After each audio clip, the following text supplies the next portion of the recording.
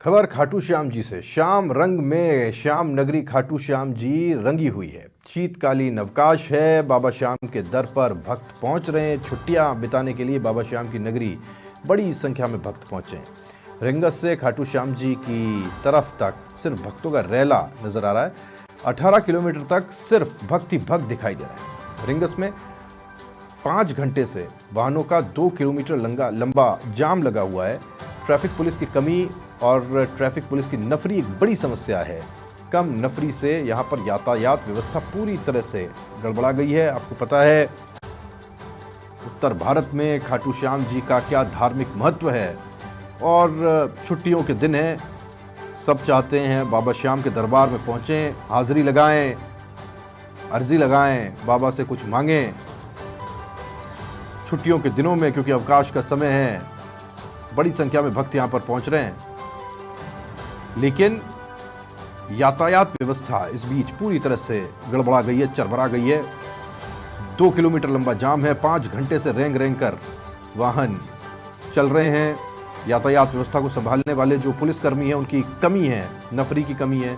कैसे ये पूरा होगा, कैसे व्यवस्थाएं ठीक होंगी, इसे लेकर के सोचने की ज़रूरत है। लेकिन यहाँ पहुँचने वाले भक्त परेशान हो रहे हैं। 18 किलोमीटर के एक लंबे, कहना चाहिए, रास्ते पर सिर्फ भक्त ही भक्त हैं। और बाबा के प्रति भक्ति लोगों में कितनी है, ये बात किसी से छुपी नहीं। ये बताने की, दर्शाने की, समझाने की ज़रूरत नहीं है। पर बड़ी संख्या में जो भक्त पहुँचे हैं उनको कैटर करने के लिए, उनकी व्यवस्था करने के लिए यहाँ पर, कहना चाहिए, व्यवस्थाएं कम से कम यातायात की उपयुक्त नहीं है। और उसे लेकर हम देख रहे हैं कि परेशानी भी जो यहाँ पहुँच रहे भक्त हैं उनको उठानी पड़ रही है।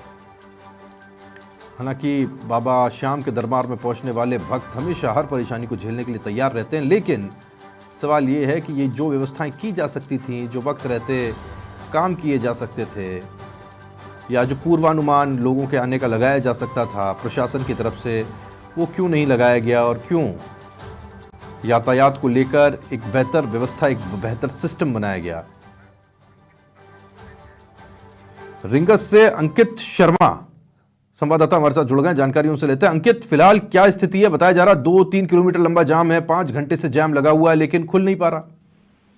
जी, बताना चाहूंगा, बाबा श्याम के दर्शनों के लिए देश भर से लाखों की संख्या में श्रद्धालु पहुंचते हैं। ऐसे में रविवार, शनिवार, एकादशी और द्वादशी को विशेष श्रद्धालुओं की भीड़ रिंगस में देखने को मिलती है। रिंगस में भैरू जी मोड़ पर विशेष जाम के हालात रहते हैं।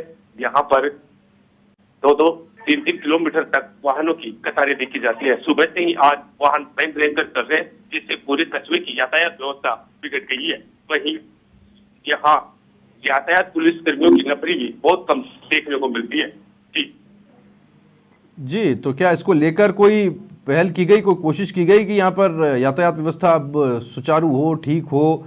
अंकित, कोई कोशिश करी जा रही है यातायात पुलिस की तरफ से, या फिर जो आ रहा है वो सब श्याम बाबा के भरोसे है? जी, बताना चाहूंगा, यहाँ पर बाबा श्याम के भरोसे यातायात व्यवस्था है। स्थानीय युवक ही स्थानीय स्तर पर यातायात को व्यवस्थित करने में नजर आते हैं।